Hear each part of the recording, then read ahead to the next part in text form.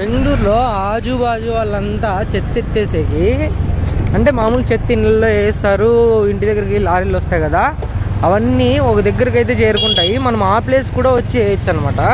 మీరు ఇక్కడ చూస్తున్నట్టయితే ఆటోలు చూడండి, ఇవి ఇండ్ల దగ్గర నుంచి వాళ్ళు ఎత్తుకొని వచ్చి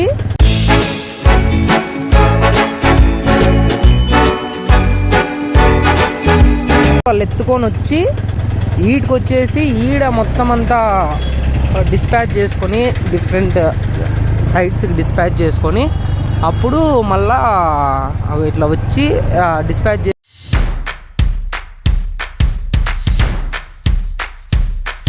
చేసుకొని మళ్ళా వేస్తారనమాట.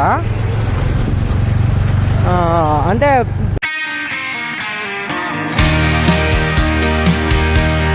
పెద్ద దగ్గరికి పోయి డస్ట్బిన్స్ దాని దగ్గరికి వేస్తారనమాట.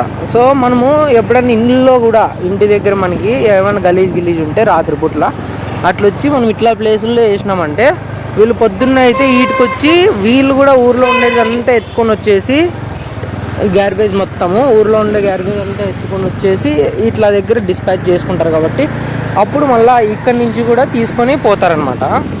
మీరు చూస్తున్నట్టయితే ఇక్కడ ఇదంతా గ్యార్బేజ్ది అనమాట.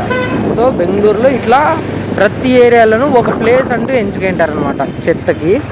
ఆ ప్లేస్లాకైతే వచ్చి మనము చెత్త వేయాల్సి ఉంటుంది. ఆడికి ఆడంతా చెత్త వేస్తే బాగోదు. ఇట్లా వచ్చి ఇట్లన్నా వేయచ్చు, లేదంటే మన ఇంటి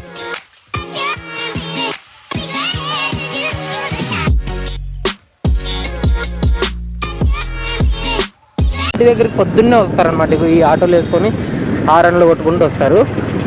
మనం అప్పుడు ఈ ఆటోల కన్నా డస్ట్ చెత్త అనేది వేయచ్చు. సో ఈ విధంగా బెంగళూరులో గ్యార్బేజ్ ఇదంతా అవుతుంటుంది. దీనికోసము వేలల్లో కాదు లక్షల్లోనే పని చేస్తుంటారు అనమాట.